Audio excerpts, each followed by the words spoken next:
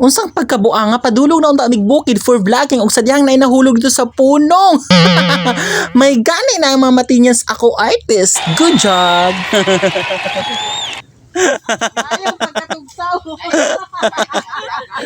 Hari mo anong na no naabot mo diya kalayo na giabutan.